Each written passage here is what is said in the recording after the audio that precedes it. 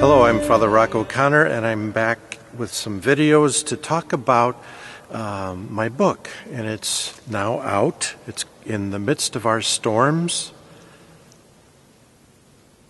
put out by Liturgy Training Publications. Thank you to Renee Malloy Ludlam for the cover, Anna Manhart for designing the book, and for Mary G. Fox for editing it. It's a lovely piece, so thank you.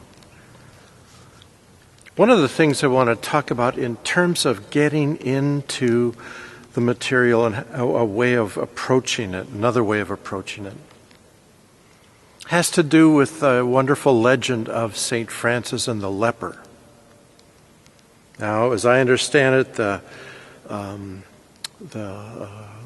legend of St. Francis here talked about how fastidious he was as a young man, and that he would avoid, when he would be riding by on horseback, that section of Assisi where there were lepers. He would just avoid them because they smelled, they were filthy, they were obnoxious to him. There was a stigma attributed to this disease, as in many other cases at that time, of social stigma of moral degeneration. So he wanted to avoid them.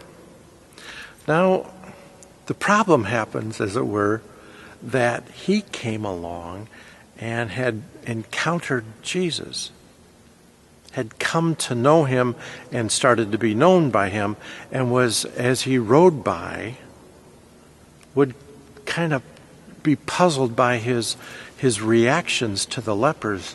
So the story goes that he's going along, and he was riding by on the plain instead of the hill above the plain where the lepers lived, and he saw a leopard, and he came to this crisis point of saying, if I'm going to know Christ and be known by him, I'm going to need to be present to the leper.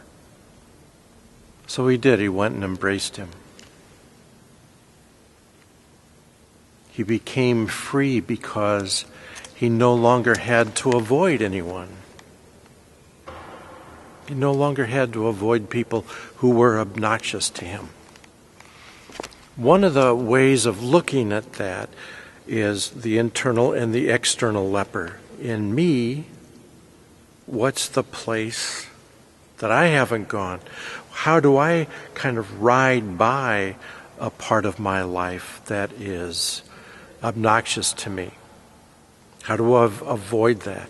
And what does it mean in coming to know Christ to encounter that part here?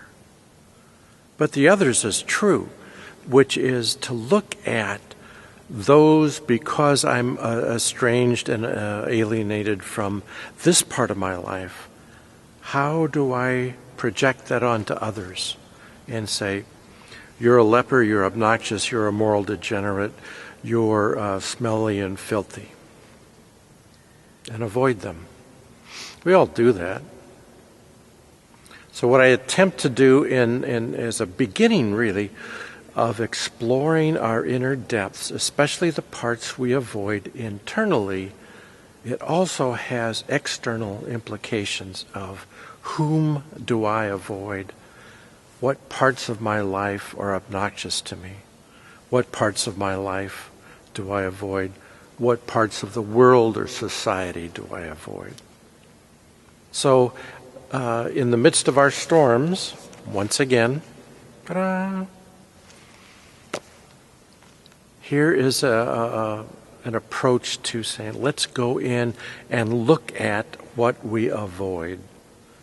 And not only come as those who believe in Christ, but also discover how in there, in that place, we also are encountered by Christ anew.